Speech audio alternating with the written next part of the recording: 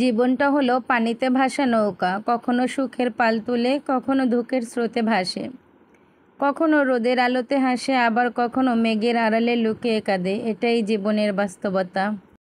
ভোরের সকাল থেকে আজকের ভিডিওটা স্টার্ট করলাম। আমরা গৃহিণী, আমাদের বুঝি ভোরেও একটু আরাম করে ঘুমোবার কোনো সুযোগ নেই, তাই না? ওই যে দেখুন, আঙ্কেলটা কিন্তু তার নিজ গন্তব্যে চলে যাচ্ছে কাজের উদ্দেশ্যে। আমিও কিন্তু আমার গন্তব্যে চলে এসেছি। কী গন্তব্য? আমরা গৃহিণী, তারপর আবার যদি হই কর্মজীবী, তাহলে তো গন্তব্যের উপরে গন্তব্য, তাই না? এই যে দেখুন, ভোর সকালে এখন বাজে হচ্ছে গিয়ে 6টা। তো আমি কিন্তু বারান্দাতে যে কাপড়গুলো ছিল সেগুলো তুলে নিচ্ছি। আর আমার সাহেব তো দিব্যি ঘুমাচ্ছে, মানে এখনও সে ঘুমিয়ে আছে। আর তার গৃহিণীর তো সকাল থেকে কাজ শুরু হয়ে গেছে।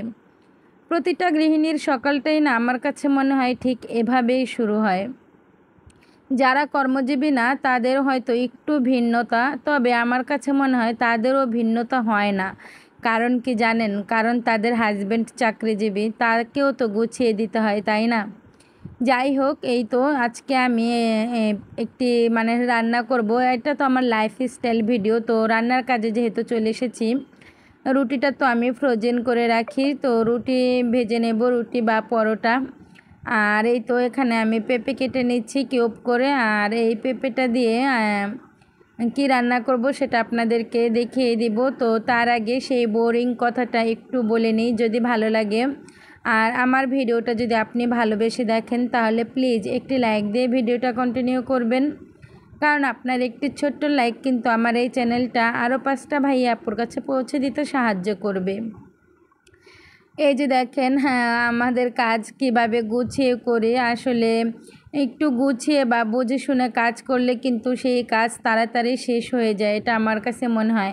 পেঁপে ধোয়ার সময় দেখতেই পেয়েছেন যে বাসি প্লেট বাসনগুলো মানে বেসিনের উপরেই রাখা আছে। আসলে সেই বাসি প্লেট বাসনগুলো কিন্তু, যেমন এই যে এখন ভাত আর পেঁপে ডাল দিয়ে বসিয়ে দিয়েছি, আমি কিন্তু আগে ডালটা বসিয়েছি, তারপরে পেঁপেটা কেটেছি। তো যাই হোক, দুটো কিন্তু একসাথেই মিক্স করে রান্না করব। আর এই তো পেঁপেটা এখন মানে দেওয়ার পরে পানিও দিয়ে দিয়েছি একটু বেশি করে। আর পেঁপে আর ডালটা যদি একসাথে দেওয়া হয় তাহলে কিন্তু ভালো লাগে খেতে। আর এখন দিয়ে দিচ্ছি বোম্বাই মরিচ, ফ্রোজেন করা মরিচ ছিল। আসলে এই তো আমি যে কথাটা বলছি, আমি যেভাবে গুছিয়ে কাজ করি। এখন এই তো ডাল আর পেঁপে হয়ে যাচ্ছে, সাথে কিন্তু ভাতও বসিয়ে দিচ্ছি, ভাতও হয়ে যাচ্ছে। আর এখন কিন্তু আমি এই যে দেখুন ভাতের হাঁড়িটা রেখেছি, আস্তে আস্তে মানে প্লেট বাসনগুলোকেও ধুয়ে নিচ্ছি। তো এভাবেই না আমরা গুছিয়ে কাজ করি। আর অনেক সময় দেখা যায় রাতেও কিছুটা কাজ গুছিয়ে রাখি, সেটাও আমি আপনাদেরকে একটি ভিডিওতে পরে দেখিয়ে দেব। তো যাই হোক, পেঁপে দিয়ে ডাল দিয়ে রান্না করলে কিন্তু খুবই টেস্ট হয়, সাথে ধনিয়া পাতা অবশ্যই দিতে হবে। আগে না এই ধরনের রান্না আমি করতাম না, 5 জনের সাথে মিশে ইউটিউবিং করে তারপরে কিন্তু অনেক ধরনের রান্নাই দেখেছি, শিখেছি, এবং যেটা ভালো লাগে খেতে সেটাই কিন্তু বারবার অ্যাপ্লাই করি। মাঝে মধ্যে সেটা খাই, আর যেটা দেখি ভালো লাগে না সেটা কিন্তু খাই না। তো যাই হোক, ডালটা হয়ে গেছে।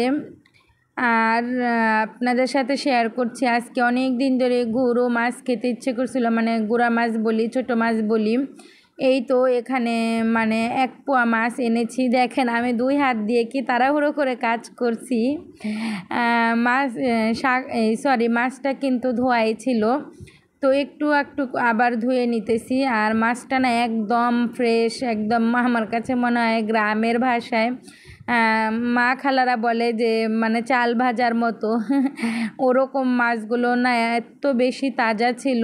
আর আলু দিয়ে ছোটো মাছ রান্না করব। এই ছোটো মাছটা যদি মাখিয়ে রান্না করা হয় তাহলে না বেশ লাগে। তবে এখন আমার কাছে মাখিয়ে রান্না করতে ভালো লাগবে না। আর আমার কাছে মাখিয়ে রান্নাটা আমার ছোটো বোন আর আমার ছোটো ভাইয়ের বউ যদি করে, ওর হাতেরটা বেশি ভালো লাগে। যাই হোক, আমি যদি এভাবে রান্না করি তাহলে এভাবে আমারটা মজা হয়। আর মাখিয়েও রান্না করব, মাঝে মধ্যে চেষ্টা করব। সামনে শীত আসছে, শীতের সময় কিন্তু ছোট ছোট দেশি মাছগুলো অনেক পাওয়া যায়, খেতে কিন্তু অনেক ভালো লাগে। আর এই তো আলু দিয়ে দিচ্ছি। আসলে এক পোয়া মাছে তো আর আমাদের হবে না, এখানে 2টা আলু নিয়েছি, 2টা আলু কুচি কুচি করে কেটে তারপরে দিয়েছি। আর টমেটো কিন্তু দিয়ে দেব, তারপরে রান্না করব। আর এই দ্রব্যমূল্যের বাজারে টমেটোটা কিন্তু আমি টাটকা কিনে আনিনি, টমেটোটাও হচ্ছে ফ্রোজেন করা। তো এখানে আমি ফ্রোজেন করা হচ্ছে গিয়ে টমেটো এবং বোম্বাই মরিচ এই দুটো জিনিস অ্যাপ্লাই করেছি। আর টমেটোটা আমি কিভাবে দিই সেটা কিন্তু আপনাদেরকে আমি দেখিয়ে দেব। অনেক আপুরাই কনফিউজ থাকে যে টমেটো কিভাবে ফ্রোজেন করে দিব, ভালো লাগে না কেটে দিলে। আমি না সব সময় টমেটোটা একটু আগে নামিয়ে রাখি, তারপরে যেভাবে হামানদিস্তাটাতে ভালো করে পিষে তারপরে সেই টমেটোটা দিয়ে দিই ডালে অথবা হচ্ছে গিয়ে মানে তরকারিতে। ভাজিতেও চাইলে এভাবে দেয়া যায়, এতে করে না মানে টমেটোটা একদম মিশে যায়, টমেটোর যে খোসা সেই খোসাটা কিন্তু থাকে না। তো এটা কিন্তু অনেক সুন্দর একটি বুদ্ধি, আপনারা চাইলে কিন্তু এই যে এভাবে অ্যাপ্লাই করতে পারেন, একদম ভালো ফলাফল পাবেন। তো যাই হোক, এই আমার রান্না কিন্তু দেখতেই পাচ্ছেন, ভাত এখনও হয়নি, ডাল রান্নাটা কিন্তু হয়ে গেছে, আর এখন কিন্তু তরকারিটাও হয়ে যাচ্ছে। আসলে এভাবেই কিন্তু গুছিয়ে কাজ করেছি আমি। তো আমার এই ভিডিওটা দেখে আপনাদের কাছে যদি ভালো লাগে আমার প্রিয় আপু এবং ভাইয়ারা, চাইলে কিন্তু আমার চ্যানেলটা সাবস্ক্রাইব করে পাশে থাকা অল অপশনটা ক্লিক করে দিতে পারেন।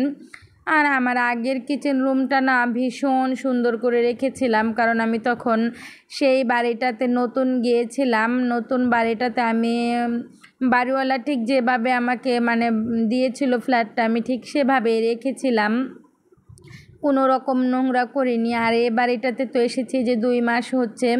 তো এই বাড়ির পরিবেশটা মানে রান্নাঘরের পরিবেশটাই একটু আর কি এলোমেলো, তো আমার ভালো লাগে না। আর মন মতো কিছু গোছাইও নি, কারণ হচ্ছে গিয়ে আমি তো বাসাটা ছেড়ে দিয়েছি। তো ভালো বাসা না আমি এখনও পাইনি, আমি অনেক খুঁজতেছি ভালো একটি বাসা। আসলে আমরা যদি 2জন মানুষ না হয়ে আমার যদি 2টা বেবি থাকতো, আমি তাহলে নিঃসন্দেহে সুন্দর একটি 2 রুমের ফ্ল্যাট নিয়ে নিতাম, তাহলে আমার জন্য খুব ভালো হতো। কিন্তু আমরা তো গরিব মানুষ, বলুন আমরা 2 রুমের ফ্ল্যাট দিয়ে কি করব? আমার তো 2 রুমের ফ্ল্যাটের কোনো প্রয়োজন নেই, একটি রুম হলে হয়ে যায়। দেখা যায় আর একটা রুমের ভাড়া দিয়ে কিন্তু আমাদের মানে বাজারের কাঁচা বাজারটা হয়ে যায়, তাই না? তো আমি কিন্তু এই যে রুটিও সেঁকে নিচ্ছি, আর এই তো এখন ফ্রোজেন করা ধনিয়া পাতাটাও দিয়ে দিচ্ছি।